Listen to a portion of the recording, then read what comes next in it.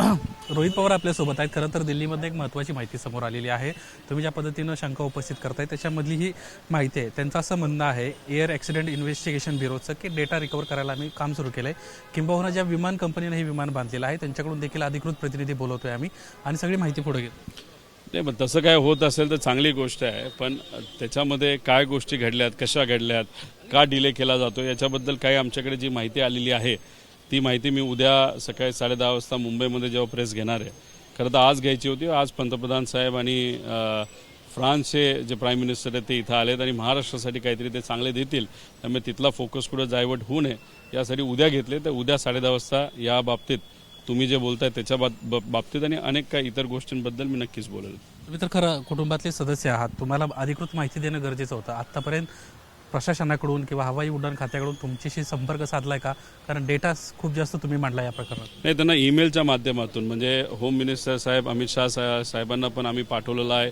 जे देशातले aviation minister आहेत त्यांना आम्ही पाठवलेलं आहे आणि DGCA पण पाठवलेलं आहे. त्यामुळे नक्कीच ते इन्व्हेस्टिगेशनमध्ये सुद्धा त्या गोष्टींचा वापर करतील अशी अपेक्षा आहे. आणि सगळ्यात महत्त्वाचं काय की जेव्हा केव्हा आम्हाला असं वाटतं परिवार म्हणून की इन्व्हेस्टिगेशन भरकटतंय, त्यामुळे मग प्रेझेंटेशन घेतल्यामुळे त्याचा फायदा एवढाच आहे की त्या म्हणजे योग्य दिशेने जे इन्व्हेस्टिगेशन, खरं तर ते इन्व्हेस्टिगेशनवाले हुशार लोक आहेत, पण आम्ही भावनिक दृष्टिकोनातून इन्व्हेस्टिगेशन केलेलं आहे. जे जे काय आत्तापर्यंत बोललेलं आहे ते त्याच पद्धतीने काही गोष्टी त्या बाबतीत झाल्यात असं आपल्याला दिसतंय. त्यामुळे माझं एवढंच मत आहे की आम्ही जे करतोय ते आमच्या लेवलला करतोय. त्यामुळे त्यांचं इन्व्हेस्टिगेशन हे तसं खरं असलं तरी आम्ही त्या इन्व्हेस्टिगेशनला कुठंतरी जी काय आम्हाला माहिती मिळते त्या माहितीतून त्यांना जर कुठं दिशाहीन जर ते होत असतील त्याला दिशा मिळत असेल तर चांगली गोष्ट आहे. परिवारातले तुम्ही महत्त्वाचे सदस्य असताना देखील गृहमंत्री असतील किंवा हवाई उड्डाण खात्याचे मंत्री असतील त्यांना तुम्हाला वेळ नाही दिला. तुम्ही 2 दिवस त्या ठिकाणी होतात, सातत्याने संपर्क करत होतात. सेशन चालू असताना देखील भेटण्याचा प्रयत्न केला पण तो होऊ शकला नाही. सेशनच्या काळामध्ये ते बिझी असतील. पंतप्रधान साहेब हे सेशनमध्ये नव्हते, ते बाहेर कुठेतरी गेले होते आणि त्यामुळे कदाचित अमित शहाजींना त्या सेशनमध्ये राहणं आणि त्यांच्या खासदारांना मॅनेज करणं आणि सगळी चर्चा घडून आणणं हे कदाचित महत्त्वाचं असावं.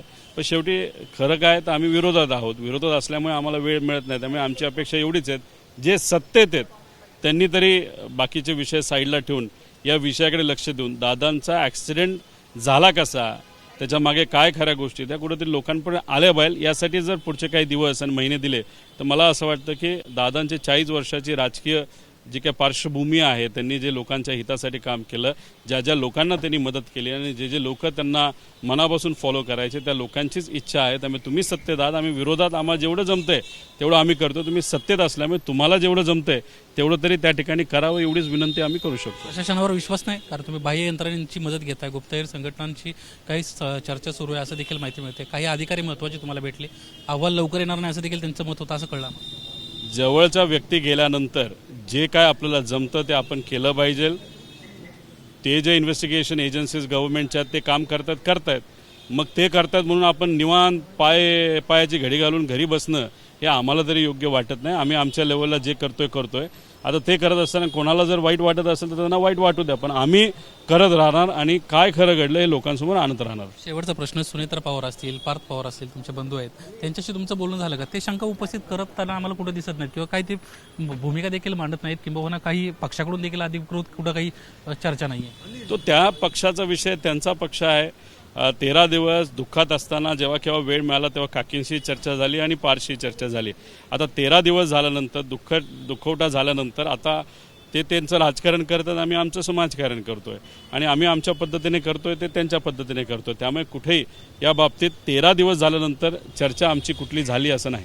रोहित पवारांना जे प्रश्न उपस्थित केले सर्वसामान्यांकडून त्याचं कौतुक होत आहे आणि कुठेतरी शंका देखील उपस्थित होते. असं असताना पार्थ पवार, सुनेत्रा पवार, जय पवार यांचं काय म्हणणं आहे, त्यांना काय वाटतं हे लय अतिशय महत्त्वाचं. 13 नंतर मी बोललोच नाही, भेटलोच नाही, तर मी कधी विचारायला गेलो की तुम्हाला कसं वाटतंय आणि कोणाला कसं वाटतंय आणि सत्तेतल्या लोकांना कसं वाटतंय म्हणून आम्ही इन्व्हेस्टिगेशन मागितलेलं नाही.